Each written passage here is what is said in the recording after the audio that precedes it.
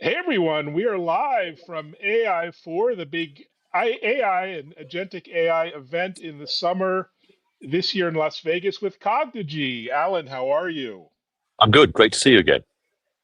Great to see you. You're doing amazing work in Agentic AI and CX these days. For those who aren't familiar to yourself or Cognigy, maybe introduce the mission and the vision these Yeah, days. sure. Thank you very much. So, yeah, I'm Alan Ranger, and as you can tell by my funny accent, I'm a Brit. I have the pleasure of leading marketing here at Cognigy, and what we do is, all we do, in fact, is make AI agents for contact centers. And of course, these have evolved over the last 8 years. They started off with probably the first NLU base that really worked, so the ones that deterministic flow.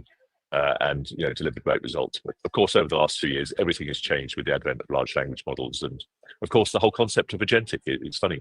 This time last year, we were here at AI4. Nobody had even heard of agentic. This year, everybody's an expert. Every booth has the word agentic on it, so it still is very much the hot topic of the conversation. It is, and definitions are important here. How would you define agentic AI, and what makes it a game changer for CX and customer service in particular? Yeah, sure. So the whole concept of agentic AI is it has agency. So it has the agency to actually do something.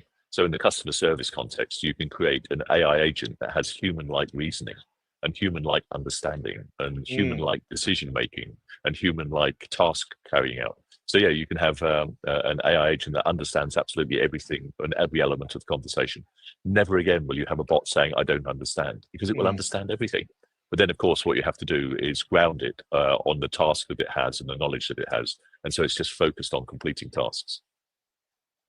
Well, it's a great, you make it seem so simple, very straightforward definition. Well, And yet, you're one of the few companies at AI4 specifically talking about AI agents for CX.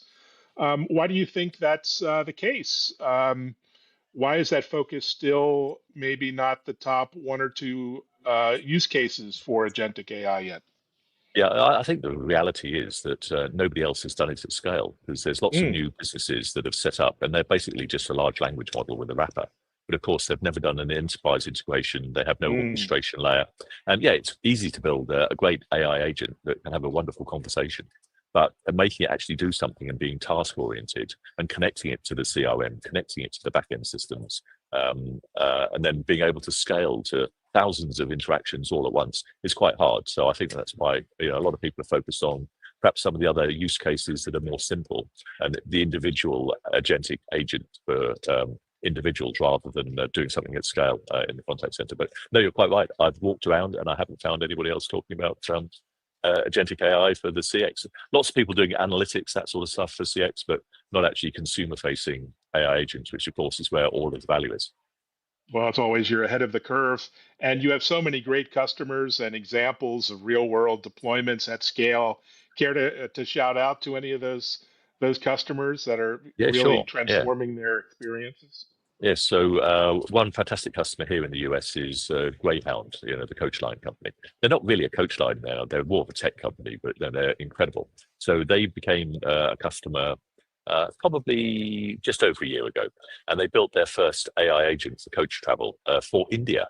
And why they Mm. picked India, I'm not sure, because it's pretty tricky doing coach travel in India. There's lots of variables that are going to affect your journey and your bookings.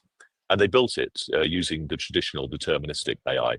And it took them about 6 months, but they got it integrated into all of the back end systems, where's my bus, the timetables, the ticketing, all that sort of stuff. And they did a tremendous job, and the Indian market absolutely loves it. They then decided they would launch in the US. And while they were doing acceptance testing, everybody said, this isn't a good enough experience because everybody had now heard of agentic AI. People who got used to conversing with ChatGPT and all of the other large language models. So they took a very bold move. We'd just launched the product literally only a month before, our agentic version. And they built an agentic version of the same AI agent using the new toolkit. Took them 2 days. They could only do that, of course, because they had all of the experience of building deterministic traditional AI. And they launched it and everybody loved it. I mean, a great example, of it using its own intelligence and decision making that they gave us was that somebody just messaged in, hey, I've got a ticket for my friend, but they've lost their phone. And had you Mm. sent that to a deterministic bot, that probably isn't a flow that you'd have thought about. But of course, the agentic version went, that's no problem. Have you got access to a printer? And it's like, yeah, oh great, just print the ticket and give it to your friend. So just simple things like that, where it can just make have the human-like understanding and the human-like reasoning, and just being able to deliver a great service throughout. So no, we're delighted what they're doing. And also, to be honest, excuse me, I've obviously been speaking too much over the last couple of days here at the conference. I was actually quite surprised the level of adoption with big enterprise customers for consumer-facing agentic. Most of our customers have built brilliant deterministic bots. People like Lufthansa that can have Mm. a flight rebooking AI agent that can handle 10,000 rebookings in a minute. Why change it? Because it works so well. But there's all of the big enterprise companies now going, actually, we need to match the customer experience, and we need to lead the marketing customer experience. That's going to be the differentiator. So yeah, it's been really encouraging. Pretty much all of our enterprise customers have now got a program going on for Agentic AI. Brilliant. I'll just And take a you, little bit of coffee. please, it's nonstop. I know, and live streams are always fun. And you've revamped, relaunched something called Cognigy Academy, and launched something called the Mastery Program.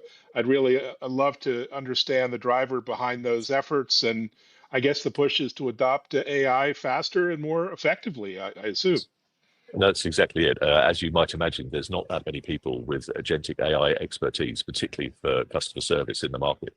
So we've just decided we're going to go all out and educate the market and create as many experts or masters as possible. There's a huge demand. It's all been driven by market demand. All of our customers are saying, where do I get the people that understand how to do this? And us as Cognigy, we can't service all of that demand. So there's a huge opportunity. I mean, we originally had the Cognigy Academy, and we had thousands of people certified to build the deterministic flow-based stuff. And the response from that community has been brilliant. So many people have signed up, so many people have been qualified. You now look on LinkedIn, there's loads of Cognigy mastery badges on people's profiles.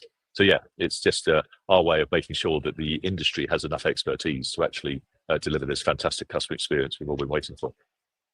Brilliant. And how do you see human agents, contact center agents, and AI agents working together in the future? We've heard augmentation, we've heard, full automation.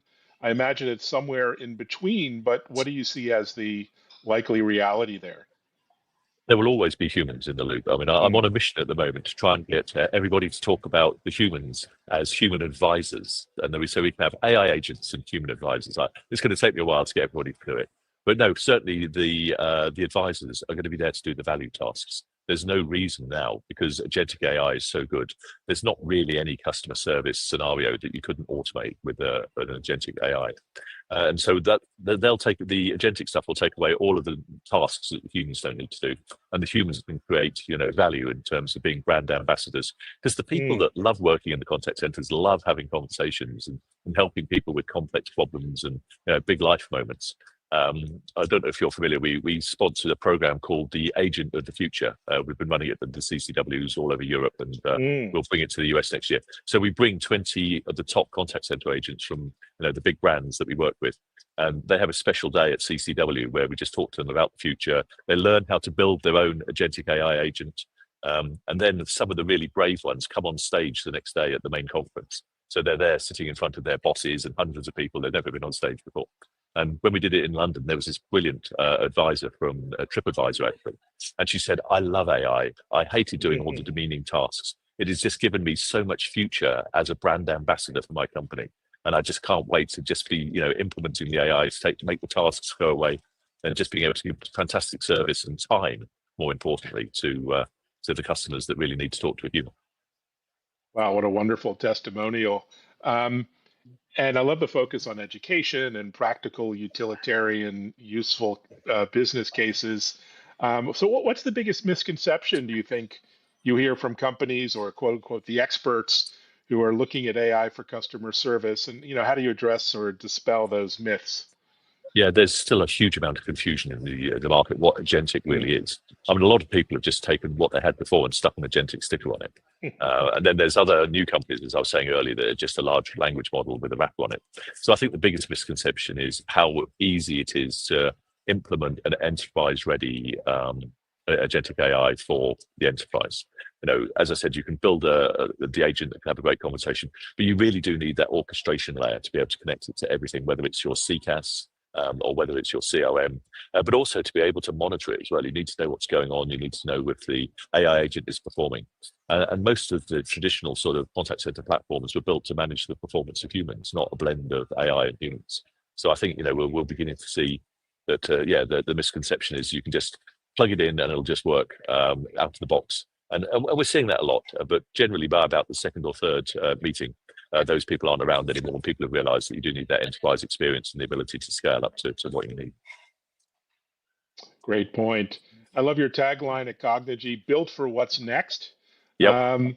So what's next? If we flash forward a year or two, what do you think the customer service world will look like? And what are your aspirations there?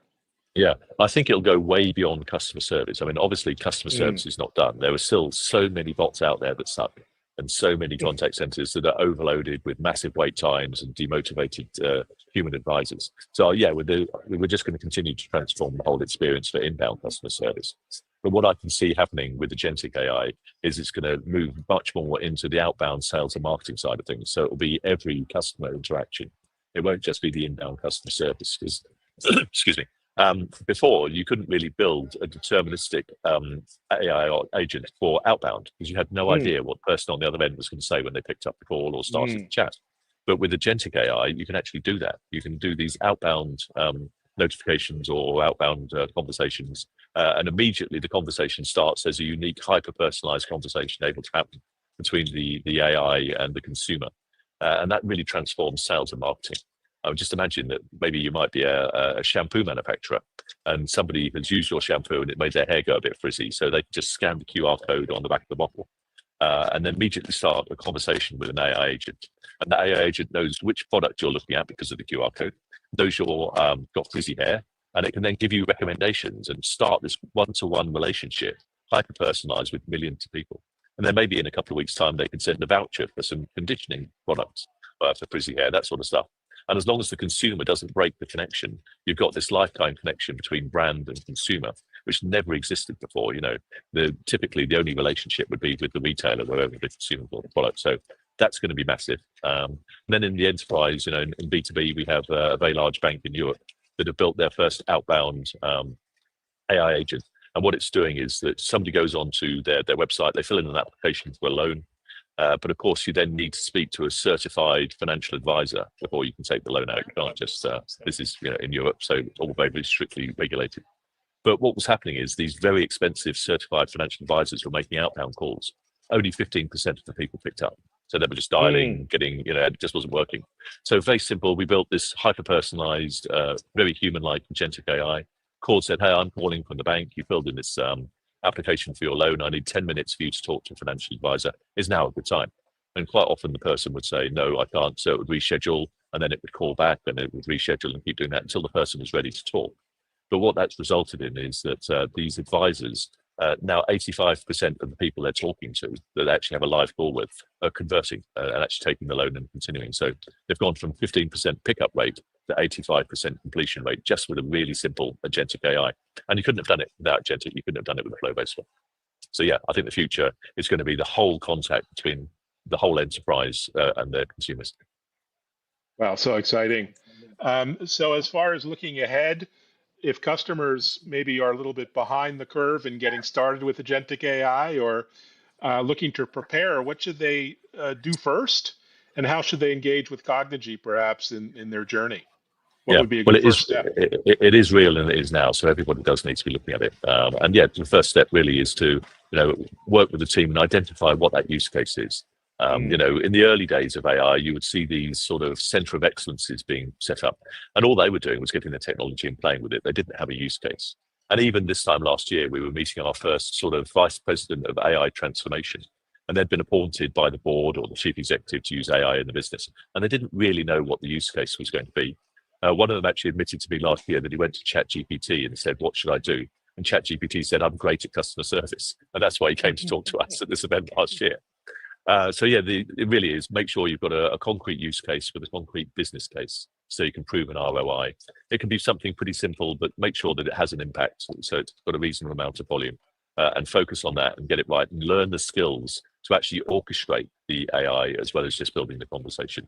And once you've done that and you build the skills up, yeah, you can start delivering all sorts of stuff. As I said, there's no real limit now to what can be achieved in the customer experience. Brilliant. And I was checking out your LinkedIn profile. You have a number of workshops and webinars, seminars online. Where else can Yep. folks meet you? In terms of the schedule, we'll obviously be all over Europe and the US at all of the main contact center events. We're very, very focused. As I said, all we do is AI agents for the contact center.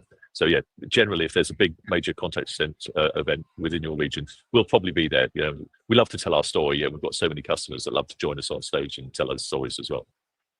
Brilliant. Well, enjoy the last couple of days in Las Vegas. Stay cool, stay hydrated, and thanks so much for the update, Alan. Really Great to see appreciate you. the insights, and congratulations again on all the success and the acquisition and all the good things happening these days for you and the team. Exactly. Yes, this is just the beginning of the next stage. All right. Thanks. And Great. everyone, take care. Thanks for liking, sharing this episode, and be sure to check out our new TV show, techimpact.tv. On Bloomberg and Fox Business. Thanks so much. Thanks, everyone. Brilliant. Thanks, Alan. Great conversation. Thanks, Evan.